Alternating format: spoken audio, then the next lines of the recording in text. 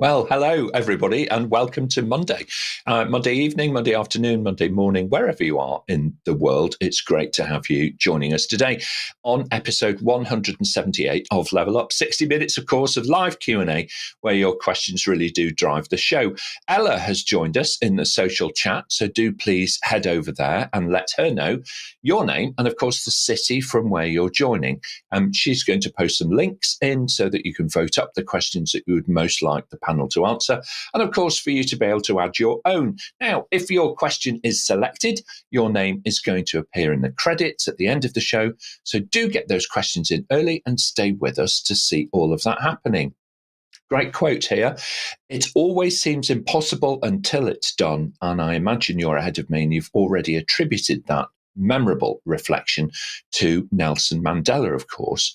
And it is something that is really worthwhile keeping in mind during our more challenging projects. When faced with complexity, some teams can on occasion fragment into tribes, and without help, that project or initiative may well stall. Great facilitation can, of course, and does unblock the logjams, re-engage the disenfranchised, and bring back a sense of common purpose and indeed confidence to the wider team. So what are the secrets of success when it comes to facilitation, and how do we actually go about upskilling ourselves to the pro level? To help us learn more about that particular journey, we've got a really lovely panel joining us today. So let's jump in and meet them. Lauran Anderson is a trainer, of course, with Talk IT, where she delivers a range of teaching and learning for project professionals, business analysts, and change leaders. Passionate, I think it's fair to say, about bringing learning to life, Lauran helps every client reach their full potential. Welcome back to Level Up, Lauran. Great to see you. Hi, thank you so much, Nick. Very, very excited to be here talking about probably the topic or the skill set that has served me best in my career. So looking forward to all the great questions. Fantastic. Thank you so much, Lauran. Farah HEBA joins us. She is, of course, a product owner and trainer with Aedger, working in digital project and product management. Her practice spans multiple industries, from financial services all the way through to utilities, and from government across to telecoms. So lovely to welcome her back to Level Up again today. Great to see you, Farah. Thanks, Nick. What a great panel today. And I'm really looking forward to answering the questions. Absolutely. Thank you so much. Also returning, and a welcome return today, is Sarah Hills. She's, of course, the founder of Carpe Omnia Training, where she specialises in project and change management. Committed to raising standards and building communities, Sarah is also the current chair of the Association for Training Excellence here in the UK. So lovely to welcome you back, Sarah. Great to see you. Thank you, Nick, and wonderful to be here. A bit like Lauran said, this is also very close to my heart, this subject, so very excited about today. Excellent. Thank you very much indeed. Laurie Bowman joins. He leads the project portfolio planning at Synchrony project, where he builds on his engineering and management background, providing advisory services on the planning, assurance, risk management and control of projects and programs. So really great to have you along today, Laurie. Good to see you, my friend. Very good to be back. Thank you, Nick, on one of my favourite topics. So really look forward to some of those questions. Yeah, absolutely. Thank you. Mart Rovers completes our panel today. As the president of INTERPROM, Mart focuses on leadership coaching with his team of consultants working in both the US and, of course, in Europe. Strong believer in giving back, Mart has set up and facilitated a wide range of professional communities. So welcome back to Level Up, Mart. Great to see you. Thank you, Nick, and thank you, APMG, for having me. And thanks, everybody, for joining. And indeed, we have a magnificent panel today to answer all your questions. To get us in the right mindset, I had a quote from Harrison Owen, who's an author. Once said, the job of the facilitator is not to keep things on time, but rather to enable the creation of safe time. What a great way to begin the show. Thank you so much, Mart. That's really excellent. Now, there's a lovely book, actually, which you might refer to later, called The Answer is a Question. And our question master for today is Suchitra Jacob. She's joining us from the IT city of Bangalore in southern India. So welcome back, Suchitra. Thank you, Nick, and hello to the panelists and our viewers. Welcome to the show today. Okay, excellent. Thank you very much indeed. Now, I can see lots of people all piling into the social chat already, so we'll come to you in a few moments, if we may, and do some introductions, as is proper. We've got people joining from all over the world, so really great to see you all online. But I think we should jump straight in, if we may, Suchitra, and ask our first question, please. Yes, of course. So to start us off, we have a question from Natalie. What is the difference between facilitating and running or leading a meeting? Well, this is a really good question, actually, to open the show with, because it does throw, a little spotlight onto the differences between, leading and facilitation and all of that kind of stuff. Laurie, why don't you start us off, and then we'll hear from Lauran. Yes, sure. Nice question. Thank you, Natalie. Well, for me, facilitating and running and leading a meeting are actually kind of overlapping. It's just that facilitating is a particular style of leading a meeting where it's really about extracting value out of the people who are attending. So encouraging people to collaborate, getting information from others, whereas on some occasions when you're leading the meeting, if you might be the subject matter expert or something like that, you might be in a position where you're providing a lot of information to others. With facilitating, it's a little bit different. You're sitting back. You're more like the conductor of the orchestra, and you're enabling the others to deliver the value and to exchange information. That's a really good start. Thank you very much indeed. I might come back to that sense of leading in a few moments, if I may. Thank you very much indeed, Laurie. That's great. Lauran, your thoughts, please, and then we'll hear from Farah. Hi there. That was a great answer from Laurie. It makes it a bit difficult to follow. He has covered many aspects. But what I would like to say is when we look at pure facilitation, we look at different methods of facilitating. And to me, running a meeting or leading a meeting are just another way of facilitating. But facilitating in essence is more that allowing of other people to do what they need to do, giving them the space, ensuring that everybody gets an opportunity to share their opinions.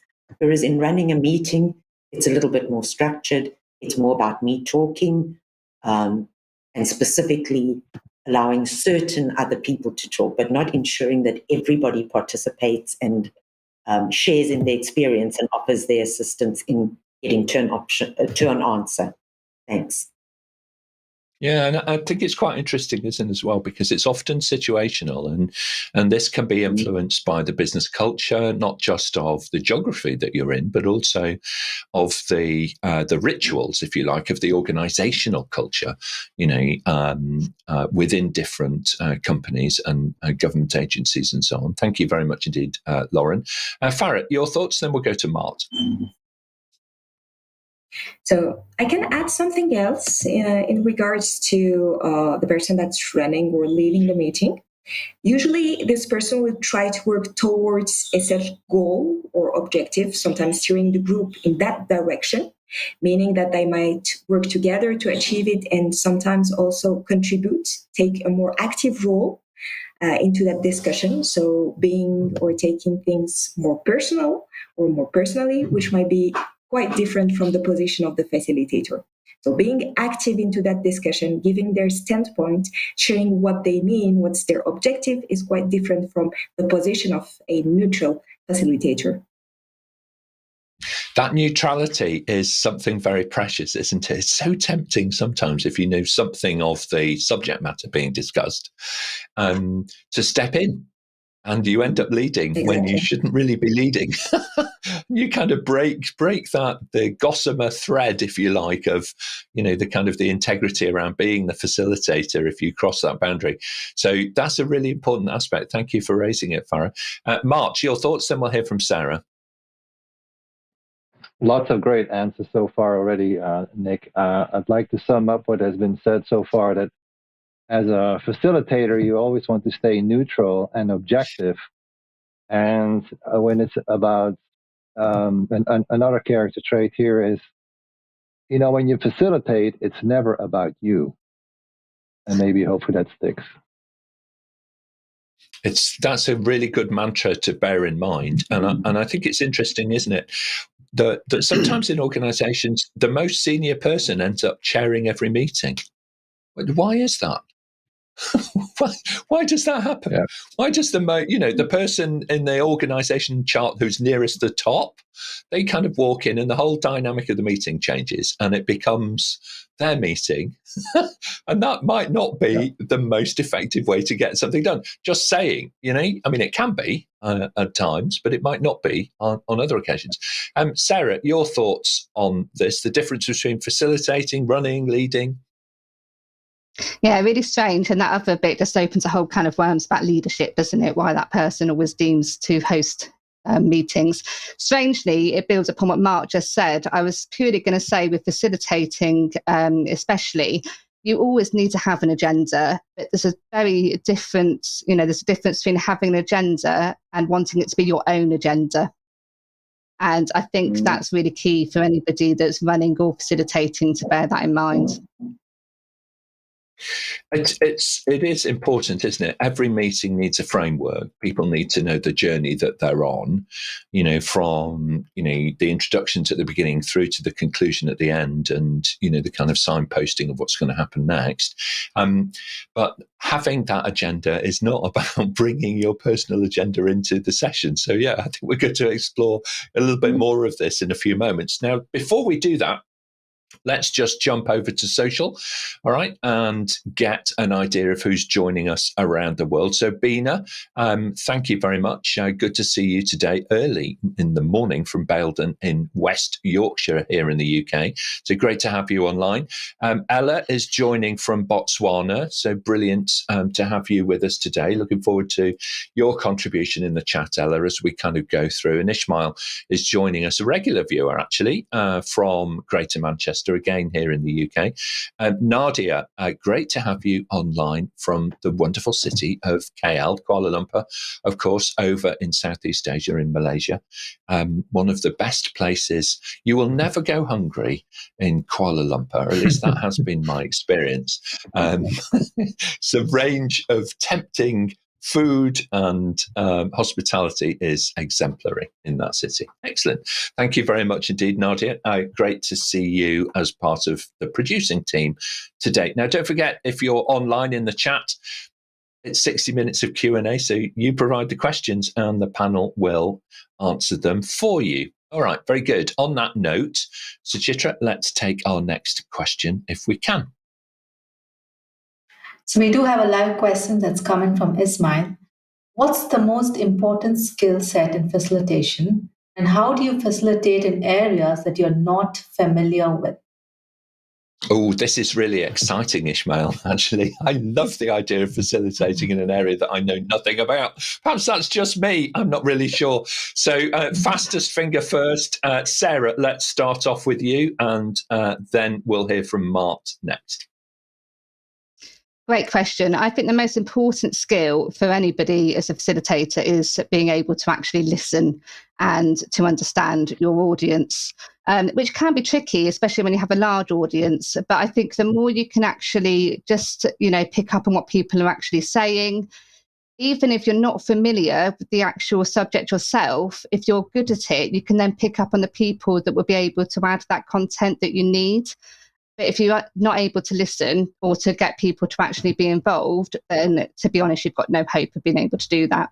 So for me, it's all about the listening and being able to encourage people to speak up so you can gauge the people's kind of expertise within the room and bring it out from people.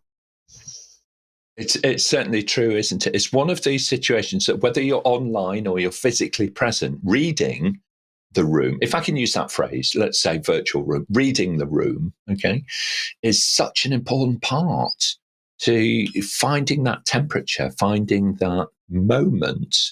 Sometimes it's just about timing. not just what you're saying or how you're saying. It's also about the timing of being that great facilitator, rather. Certainly true. Thank you so much indeed, Sarah. Great answer for us. Mart, your thoughts, please, and then we'll go to Farah. A great answer so far, indeed. Reading the room, keen observation skills comes with that. But I'd like to mention be authentic and be your genuine self. I think that's really critical. If you're not yourself, it will be difficult to be the facilitator, be the neutral person, for example. So authenticity is really important. It really is. And I think the key part of this question really is about the areas that you're not familiar with. On the one hand, I think it gives you the strength for you to be more open and to say, well, this is an interesting challenge. Help me understand it a bit more. Why? Et cetera, without it turning into a personal coaching session, of course. But sometimes you need to ask why a little bit. So thank you, Mart. Farah, your thoughts, and then we'll go to Laurie. Yeah. I will rely on something that Mart just has said about reading the room. This is what I call being, let's say, an investigator. In my opinion, facilitators have several hats, and being an investigator is one of those. By this, I mean seeing or having a look on who's speaking and for how long, who's not speaking, having an overview of the body language, of the inflection and tone of the voice, and also reading the personal agendas as opposed to the group agendas. I mean, being an investigator in that sense. When it comes to the second part of the question, so let's say facilitating something that you're not familiar with, I would say that asking genuine questions, being sincere with the team, not acting like, let's say, an expert on the topic might help you create that relationship with the team and with the people you're facilitating the session with. So not acting like the subject matter expert, showing that sometimes you need them to help you into knowing more or going deeper into that topic might help when you're not familiar with the topic. It's certainly important, isn't it? It's really fascinating. And this is why I get so excited when you are in this position to be able to facilitate and make a real difference to the team. Sometimes I think people imagine being a facilitator means that you just turn up and say, okay, what are we doing today? You have to prepare and you have to think through and you have to, have this almost muscle memory so that these techniques are at your fingertips as the situation unfolds and presents itself with the different challenges in front of you. Thank you, Farah. Laurie, your thoughts, and then we'll go to Lauran. I don't have a whole lot to add, to be honest. I agree with everything that everyone said, particularly, I guess the one thing I would add to what Farah said is that to the second part of the question, how do you facilitate in areas that you're not familiar with? These are the best areas to facilitate in this. It's in these areas because there's less temptation to jump in with what we know. And so if you're genuinely curious, or if you're authentic, as Mart said, and you recognise that these areas that you're not familiar with, this is where there's gold nuggets in people's mind that as a facilitator, you can ask the right questions and explore these areas and bring them out. That's really an ideal situation. The less you know, the better sometimes. I totally agree with that. I think I've made a career on knowing very little about pretty much everything. It's certainly true. The less that you do know, it's genuinely your kind of gift, if you like, in these situations, because you can be genuinely neutral, providing, of course, that you stay on that neutral line. Lauran, your thoughts, please. Yes, so once again, agree with everything that's been said. So I'm going to put it in a bit of a summary format. The two things that have served me the best in facilitating is being able to build rapport with the team. That's what actually allows you to understand who's participating and why they're participating and why is the other person sitting quietly in the background. So the first thing is to build that rapport. And then the second is the adaptability. You have to be prepared to facilitate. But part of that preparation is preparing for not knowing what people are going to say or do next. So you've got to be able to veer from what you planned and what you prepared very quickly and very effectively, and actually allow the team to get to the best possible result that they are trying to get to. And then for the second part of it, that for me is part of the difference between running or leading a meeting and facilitating a workshop.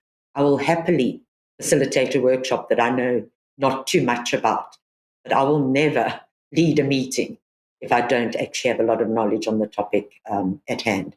The knowledge is coming, the content is coming from the participants in facilitation, whereas in a meeting, it's coming from you. Thanks.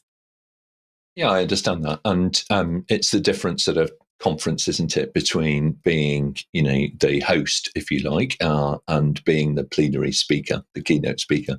So two very different roles indeed. Mohammed rejoined us actually again. Great to see you, my friend. Regular contributor as our producer community to Level Up. So thank you very much. Thank you for your questions that are already coming through as well. Great to see those in the chat. Suliat is joining from Lagos in West Africa in Nigeria. Great to have you online today as well, Suliat, and hoping to see some questions from you appearing as well. And we also have Let's. Thank you for shortening your name, Let's, because I would make a complete hash of that, I think. All the way from Gaborone in Botswana as well. A wonderful part of the world to be joining from. So thank you very much. And Jean is joining us once again. Bonjour, my friend, to you. Farah, I'm sure, could engage in a much more wide-ranging French conversation, but like most English people of my age, I only learned simple things about transport, family, and mice sitting under chairs. That's an entirely different story. Anyway, let's move on, if we can, Suchitra, and think about our next question for the panel. Sure. So next question is also a live one from Nadia. During a particular job or project execution, how can we differentiate between facilitating and almost micromanaging? Now this kind of, Nadia, I sort of think that this comes with some, experience in this area of seeing what works and what doesn't work. So Lauran, let me start with you, if I may, and then I'm going to come to Sarah. Okay, great. Thank you, Nick. For me, the previous answer on building rapport speaks a lot to the answer to this question. It's really understanding the people that you're working with. Most people will raise their hands if you say, who doesn't like to be micromanaged? They raise their hands very quickly. But I have worked with a number of people where that level of management is actually required, especially in the beginning. It gets better with time. And being able to read the people and say, okay, here, I need to be a bit more hands-on. I need to guide a bit stronger. I need to be pushing a bit harder. And here I can actually stand back and say, this is the objective. Let's run with this. It's the group that you're working with and understanding where that line is between the two from my point of view. Yeah, and certainly we're all very different. Some people want a clear framework, don't they? Particularly if they're unfamiliar with the role and they want to feel, that there's a high level of touch point so that they can make sure that they're on track and keep on track and so on. And it's satisfying being able to tick things off in a list and move on to the next thing. And over time, you kind of feel more comfortable that you've got that mentally, sorted out. You need it to be less explicit, perhaps. So I totally agree with that. Thank you very much indeed. Sarah, your thoughts? Then we'll go to Mart. Yes, definitely. I think with facilitating, it's knowing your audience, like you say, and Mart's first, thing about the time, I think is also plays a part here. Because, the more you can trust the team, the more that everybody's, playing their part, then it is very much a case of actually, some facilitation, some meetings don't need to go on and on. If actually you do what you need to do, then you can just say, brilliant, let's crack on and go and do what we need to do. A lot of people as well, I think they struggle with people taking accountability after, certain meetings or events. And I think this is where a big difference between the facilitating and micromanaging plays a part too, Because, you've got your audience, you're facilitating. It shouldn't be your voice. It should not be you throughout. So I would actually have the people involved, get them to do activities, get them to be coming up with the ideas, get them to be talking about what they're going to be doing as a result of what we're discussing. And in that way, actually, you should be able to prevent it feeling like they're being micromanaged, because actually it's their opportunity to shape what they're going to do and then go and actually get on and do it. Thank you, Sarah. Great answer. Mart, your thoughts?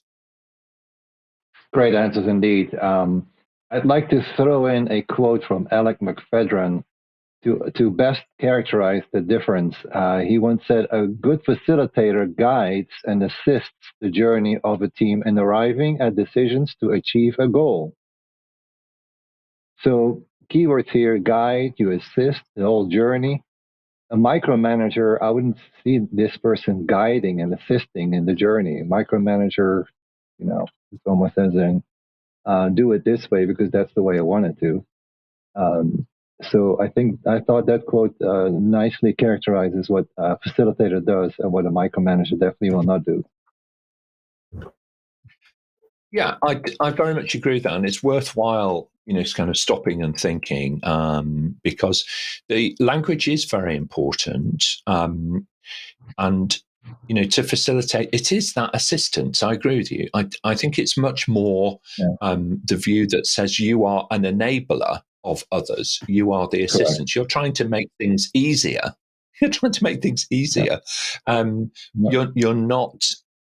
You're not actually prescribing how something is done, but what you're doing is you're looking and trying to find a way in which a group can discover or confirm or accelerate what needs to be done. So yeah, very good. Thank you very much indeed. Let's move on then, if we can. Suchitra, I can see there's lots of live questions now stacking up in the chat. So let's press on. We'll take our next question, please. So next question is another live one from Michael Eason. What tools do you suggest to help facilitators reduce waste and improve their sessions? Well, this is a really good question, Michael. Thank you, because effectiveness often drives efficiency in meetings. Farah, start us off, and then we'll hear from Laurie. So for me, there are two main things that needs to be done.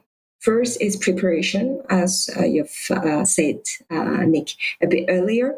When you come to a meeting and your aim is to facilitate that meeting in order to reduce waste and to make sure that you know what's happening, who is in the room, etc., you need a bit of preparation. That's first. Second, I would say that defining ground rules with the people might help into having great interactions and avoiding time where people will take a lot of time speaking and avoiding other people to speak, taking, let's say, too much or playing a higher or a bigger role into the discussion. So two main things for me. First one is preparation, and second one is defining ground rules ahead of starting the meeting. You do need those, don't you? I often, when I was visiting clients, there was a trend for people to put up, values or posters, in all of the meeting rooms saying, these are the values of our organization. We welcome everybody's contribution and these kinds of things. And it can be very useful, actually, in certain meetings to be explicit about the ground rules for the meeting. And if you're online, by the way, and we'll touch on this more in a moment, sometimes you need to be even more explicit. You cannot assume that everybody understands how this is going to work, because it's more tricky, I think, to read the room, so to speak, when you are online sometimes. Okay, very good. Thank you so much. Laurie, your thoughts? Then we'll go to Lauran. Yeah, certainly I agree with preparation and ground rules at start. One other useful tool, I think, is having an icebreaker. Particularly often with facilitation, you're often dealing with people or teams who might be in silos.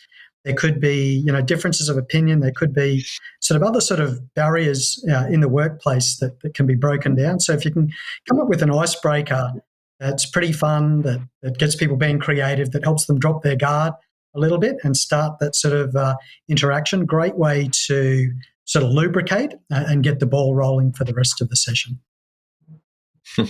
I love that idea. I've forgotten about icebreakers. It wasn't kind of in the front of mind. And how often are you meeting with the same group of people across a project and you forget these basic techniques? You forget to actually revisit them and use them. So good point, Laurie. I'm going to make a note of that one and reuse that myself. Lauren, your thoughts, please, and then we'll go to Sarah.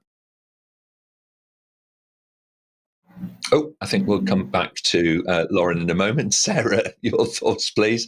And then we'll go to Mart.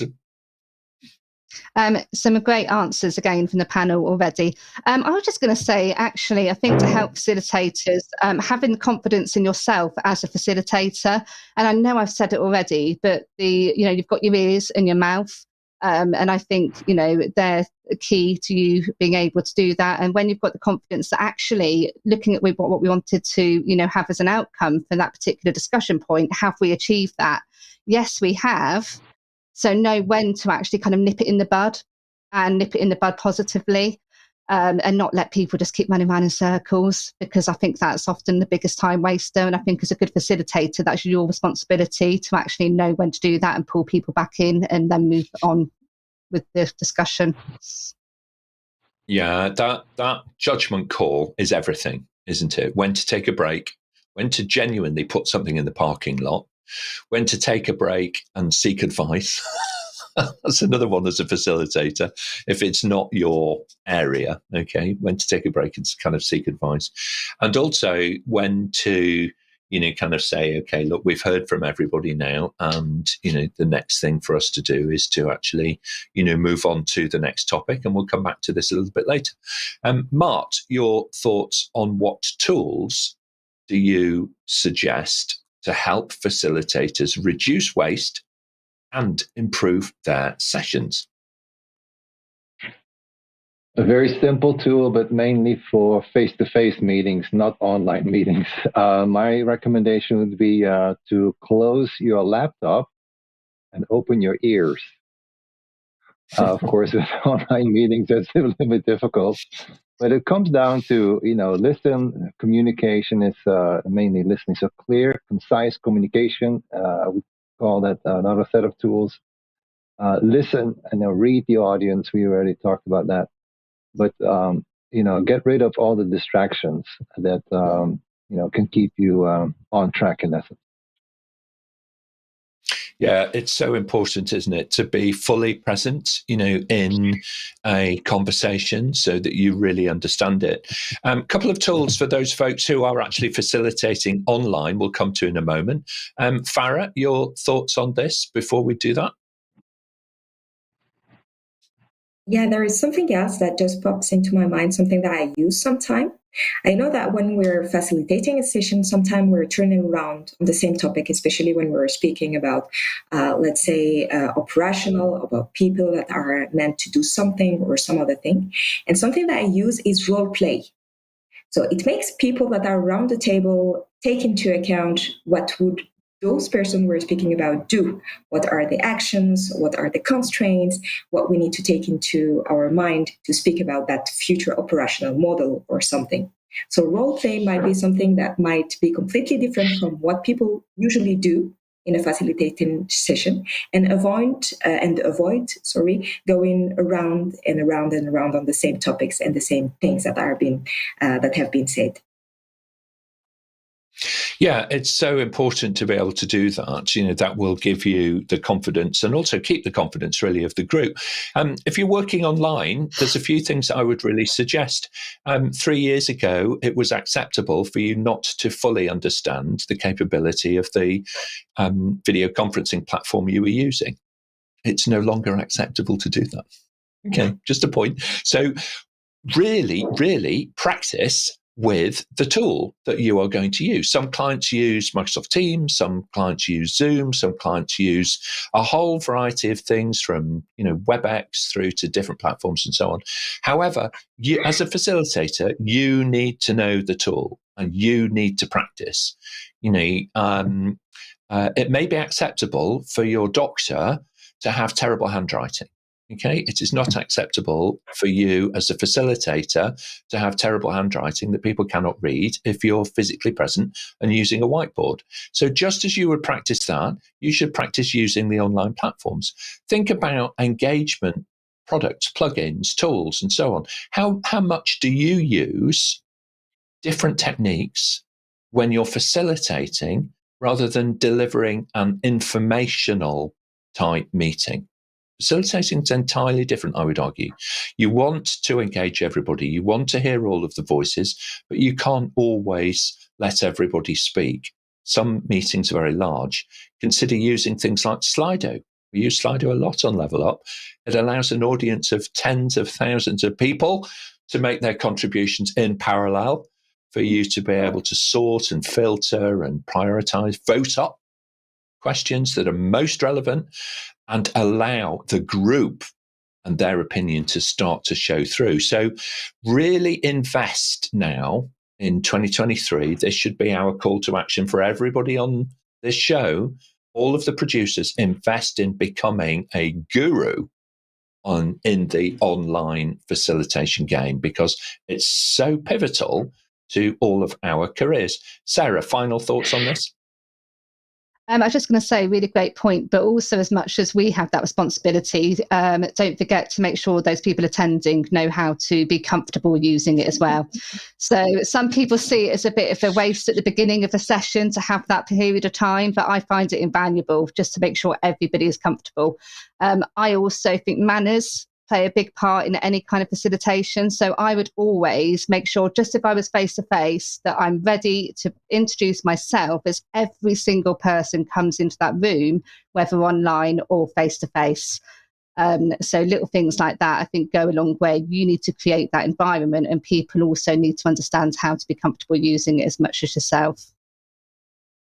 Excellent point. Really well made, Sarah. Thank you very much. Creating that safe space for everybody includes the very human element of just welcoming people and making sure that they're comfortable in using the technology. Very good. Thank you. Let's move on, if we can, as time is against us. We'll take our next question, please, Suchitra. Our next question is from Charles Okafor.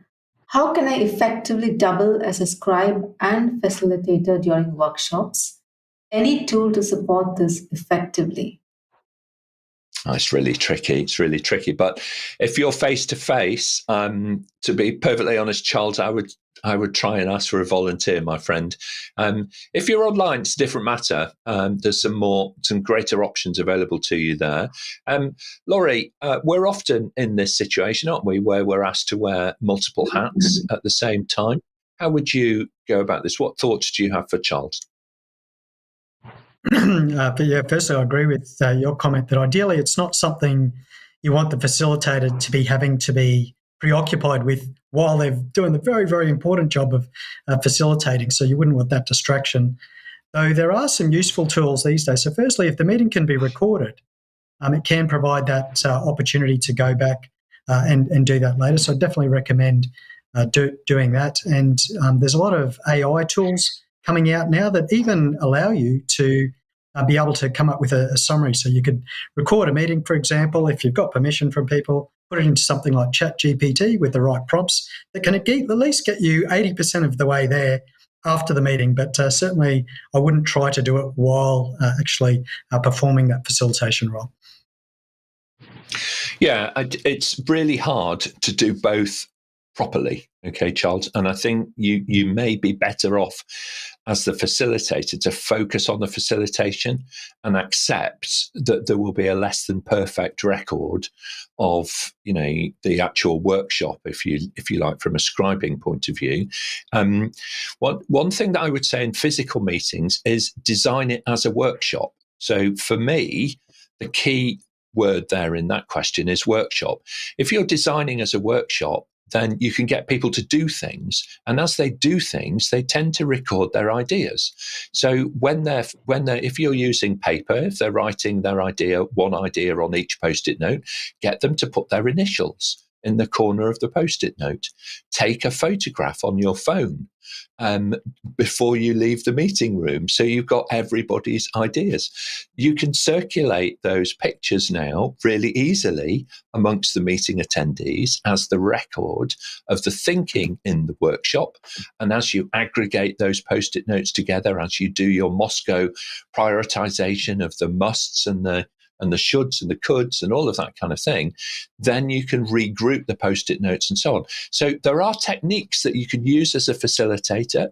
They're not a substitute for taking verbatim minutes, of course, but in a workshop situation, that might be just enough documentation to be able to refer back to and jump people's memories back. Do you remember we spent 20 minutes looking at whether this is a must or a should? And we decided it was a must. So come on, people, let's move on. Let's not go back there again. Let's move forward now and think about how do we put the must into practice. So very good. So some thoughts for you there, from the AI at one end of the spectrum to the good old Post-it note at the other. Excellent question, Charles. Thank you so much for raising it. Let's move on to Suchitra, and we'll take our next question for the panel, please. Next question is from Dope Knight Jufu. What techniques can be used to handle conflicts or disagreements that may arise during discussions? Oh, never happens. Never happens, Dope. I mean, how could that possibly ever come about? Lauren, let's hear from you first, as you were so rudely interrupted a little bit earlier, and then we'll go to Laurie. No problem. Thank you so much. So yes, in that rare case where you have disagreements and conflicts, it comes down to your experience and once again being able to read your group and have that rapport. There's a lot of different facilitation techniques that can be used. One can, for instance, take it off and say, let's give you each a chance to prepare and then we'll run it as a debate, because then you can actually control the conflict. You could take it completely off the verbal space and say, let's do a written piece. There are many different techniques, but it comes down to, first of all, being able to maintain your level of authority as facilitator, which is a guidance thing, not a you will do what I say thing, but still to have that authority over the control of the meeting, and then be able to switch techniques to take away the direct conflict. Conflict is not a bad thing. Sometimes your best ideas are going to come out there, so you don't want to squash it, but you want to control it. Thank you. Yeah, no, guiding and managing. I think control. Yeah, I'm kind of sitting between managing the conflict and controlling the conflict, if that makes sense. But I get the, whichever kind of adverb we want to use, I kind of get it. So yeah, thank you very much indeed, Lauren. Laurie, your thoughts, then we'll go to Sarah. Yes, I agree with Lauren. Conflicts are actually natural. And this is one of the reasons we'll facilitate a workshop, is to have that exchange of ideas, different perspectives, so that we, all of the participants can understand each other. So to best deal with that, as Farah said earlier, establish ground rules. So if at the start you acknowledge it's likely we're going to have disagreements, we're going to be talking about different topics, let's establish some ground rules. One person speaks at a time. We listen to each other and we respect each other's opinions, whether or not we agree with it, etc. So by establishing those ground rules, you really do help set the meeting up for success, and then during delivery, realising it's really important for people to listen to each other. Listening and responding, and also listening and showing that you are listening is so super important. It's very easy, isn't it, to express an opinion in non-verbal communication. And as a facilitator, that might not be the best thing. Otherwise, the meeting may end somewhat earlier than perhaps you thought. So, yeah, really good advice. Thank you very much indeed, Laurie. Sarah, and then we'll go to Farah. Again, Lauren and Laurie have said some of the things definitely that I was thinking about. And also just what you were saying, I think composure I think as a facilitator, you've got to keep your composure, be very aware about your body language, like you say. And actually, it sounds, but I really enjoy conflict because actually I know people are engaged. I know they're passionate about what we're talking about. So I see it as actually quite a positive thing, like you say, as long as you're making sure that people are still respecting each other. So really think about yourself and how you're, being and the people around you. And also, I don't know if the audience knows about adult conversation, but it's something I'm really, I talk about as well. You've got adult parent, adult child, adult. And of course, I haven't got time to go through it now, but just really thinking about how you're keeping everybody communicating with each other productively. But it's a positive thing to have conflict. It can be, can't it? And it helps. Sometimes it's better to get this out as well of a group. Create the safe space and allow the conflict to become visible, because it's much more difficult. How many times have you been in a meeting where you imagined something had been agreed, but actually outside of the meeting, some of the participants were hell-bent on reversing that, and they were briefing the complete opposite of whatever was actually agreed in the session. So it's quite an interesting situation, that one, to be able to manage. So really good advice there, Sarah. Farah, your thoughts, then we'll go to Mart. Thank you, Nick. That's really great answers from the panel. I will add something that might be also interesting to discuss about. When you're a facilitator, you're not supposed to be an expert in conflict management, but you're supposed to be prepared to deal with conflict, because it's not a question of if you have to deal with conflict with troublemakers, but the question of when. So you need to be able to assess what stage we're speaking about, because when we speak about conflicts, there are stages. There is the basic conflict, there is the war, etc. So you need to be able to assess that in order to have the appropriate, let's say, action plan behind it.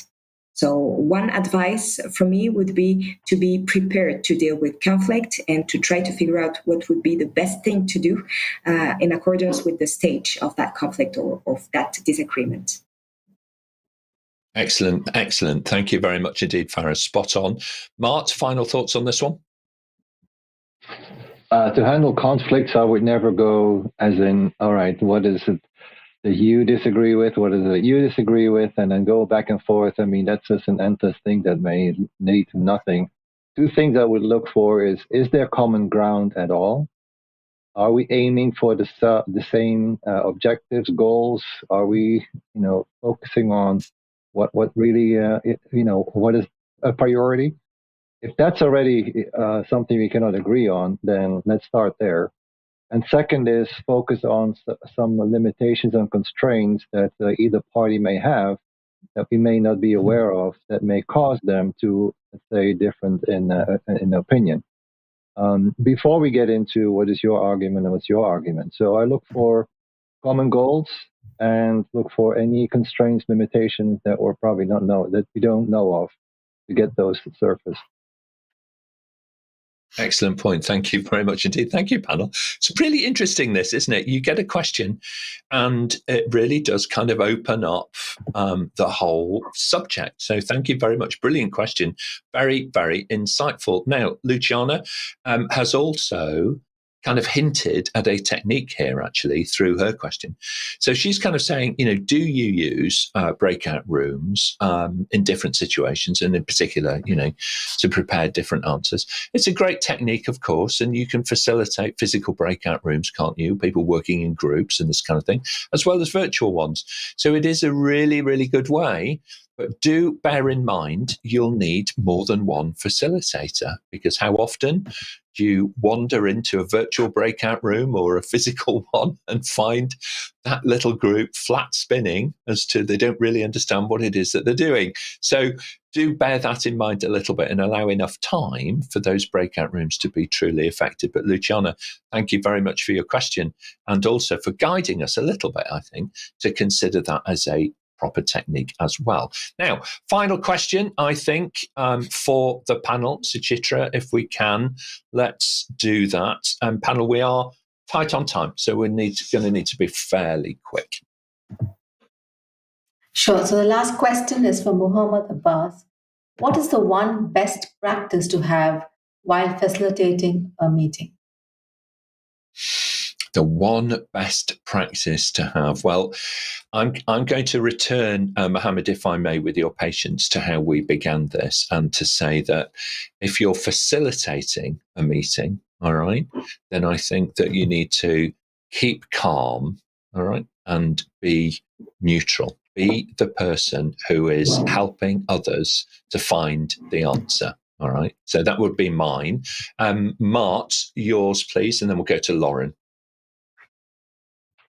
I was going to say neutral as well, Nick. Thank you. I was going to add then be encouraging as a good skill to have.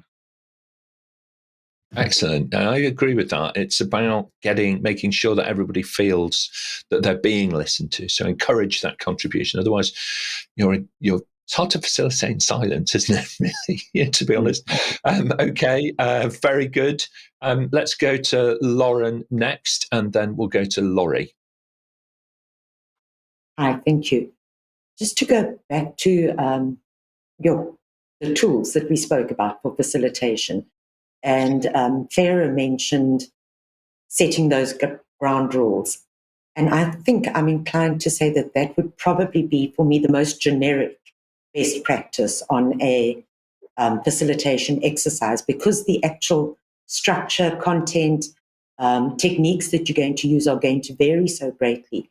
But whichever one you're doing, I feel that setting of the ground rules is actually setting yourself and the group up for success. Thank you very much indeed. Thanks, Lauren.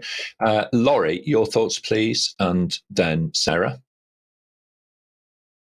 Okay. I don't know that this is one best practice, because I'll just share this one because it's not something we've mentioned so far, but a useful aspect to keep in mind when you're facilitating is the idea that sometimes some people are more comfortable in that group scenario or a workshop scenario and may tend to be a little louder or a little bit more verbal than others. And there might be others who tend to be a little bit more introverted or a little bit more withdrawn, a little bit more analytical. So they might be running things through their mind before they're comfortable speaking.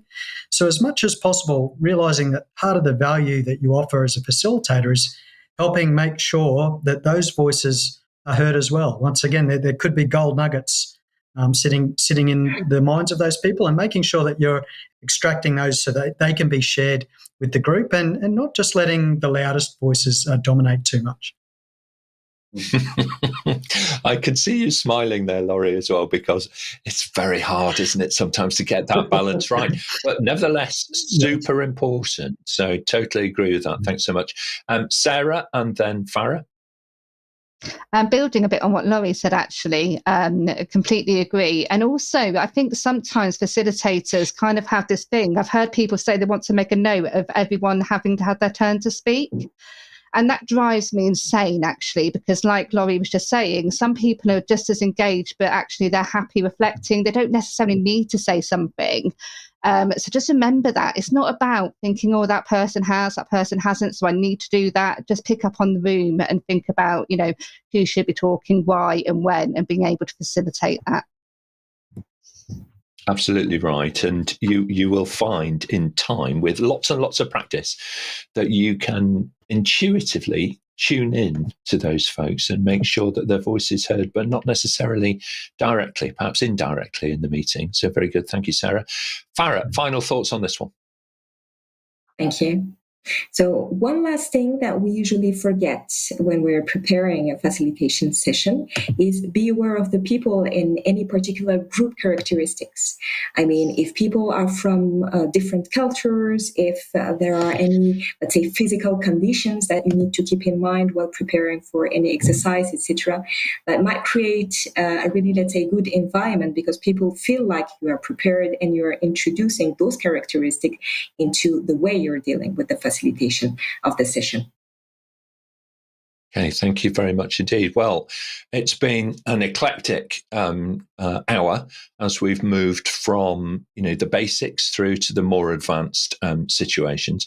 So thank you very much to everybody for your contributions. Some final thoughts for people. I'd like to recommend a book. All right, I don't always do this, but I'm going to champion a gentleman called Tony Mann. He is the author of a really good guide actually on facilitation.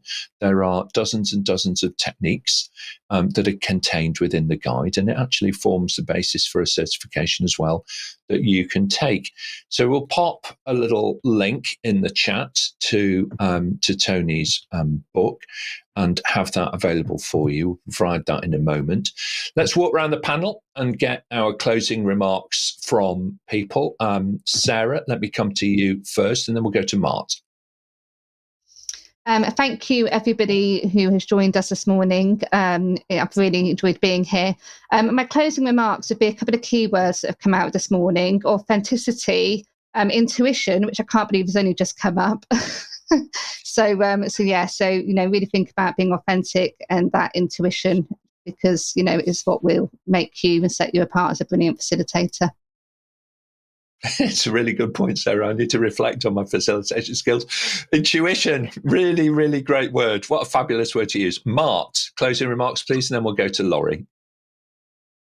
Thank you, Nick. What a flood of live questions that we have. It was fantastic. And I think it was, again, an information-rich session, and I appreciate the opportunity of having been able to contribute. I want to end with a quote from Ashif Sheikh, who once said, "Leading is about learning to be a facilitator." There's your leadership tip of the day. There you go. And very eloquently spoken as well. Thank you, Mart. That's really helpful. Laurie, and then Lauran. Just thank you again. Thank you, listeners, firstly, for your excellent questions. Thank you, Mart, for your excellent quotes, and fellow panelists. Really enjoyed the session. For me, I think the key thing that it really boils down to is really having an inclusive approach and listening, realising your job as a facilitator is to be listening, maybe a little bit less speaking, but lots of listening. Excellent guidance. Thank you very much indeed, Laurie. Lauran, your final thoughts, please, and then we'll go to Farah. Awesome, thank you. Also from my side, a big thank you to the listeners. They were stunning questions. They were really, really nice questions. I think it brought out it gave us the opportunity to really talk about facilitation. So thank you to those of you who've submitted such fantastic questions. Thank you to the panel. It's always so nice to be able to share with people who share your interest or your excitement over different topic areas. And then lastly, to everybody listening, the best way to become a great facilitator is through experience. So whatever opportunity is presented for you to facilitate anything, the biggest, the smallest, grab it with both hands and gain that experience and enjoy it as much as I think every single one of us on this panel enjoy it. Thanks. Thank you very much indeed. Volunteering is what it's all about, isn't it? To build up that experience base, if you like. Farah, your thoughts, please, on today? So first of all, thanks to the viewers for all the great questions and to the panel for the great answers as well. I always learn a lot when I'm here with you. So that's the first thing. Second thing, and I will join Lauran in saying that you'll learn mainly by doing, that you're going to build your style along the way. Something that you can add also to this, let's say, long life learning journey is to create like a facilitator community and discuss all these topics with your teams and with your, let's say, facilitator colleagues. It will help you grow, and it will enable you sometimes to have some tips or to know what would work or not in different situations. Yeah, absolutely right. And it's having all of those little tips and tricks, if you like, up your sleeves that makes the big difference, doesn't it? Well, look, on behalf of everybody, thank you very much indeed. Suchitra, your reflections on today's episode, please. It's been a great show, Nick. Thank you to our panelists. And of course, I can't agree more. We've got some great set of questions from our viewers. So thank you. Of course, we at APMG, through our Level Up episodes, do facilitate a safe space for learning. So on that note, I would like to thank everyone. Yeah, I hope so. And thank you very much for guiding us through and selecting all of those questions. We had more submitted, of course, than we were able to answer in the hour. But we do our best, everybody, to get a good cross-section. So do get your questions in early to every episode. Thank you very much. Well, on behalf of everybody who's our producers online, thank you, panel, for your brilliant contributions today. It's really kind of you to spend the time with us as we all learn from each other. Now, over on our website, everybody, you can search for the answers now to Approaching 2,000 Questions, a comprehensive free resource connecting you with hundreds of experts actually now from around the world. And don't forget that you can listen to the audio versions of the shows on your preferred podcast platform. Looking forward, coming up on Friday at 2 p.m. UK time, Ellie Barrett is going to be leading our second anniversary episode of Level Up. Who would have thought 2 years later, as we look at how to secure your next role, whether it's internal or external. Getting hired and building your career is really fundamental task that we all have to do. So it'll be a great show. So do tune in for that. Monday, the 21st at 8 a.m. in the UK. We're taking a deeper dive into how to manage agile projects in particular. And also one thing that's not on the chart for today, but well worthwhile searching out on our events page on the APMG International website is a Fluid Rocks event, which is a hybrid event. So it's in person, I think, in South Africa and also online. It's called Governance with Impact, and it's on Friday, the 25th. It is registered, so you need to book early, all right? Otherwise, you might not get a seat. So do consider signing up for that one. All right, very good. Thank you very much. If you head over to our YouTube channel and hit that like and subscribe button, we'd be grateful because it does help other folks to find our content. And of course, just ask and we'll send you a personal summary of what's coming up so that you can join us here on the panel and level up your career with APMG. Thanks very much, everybody. We'll see you next time.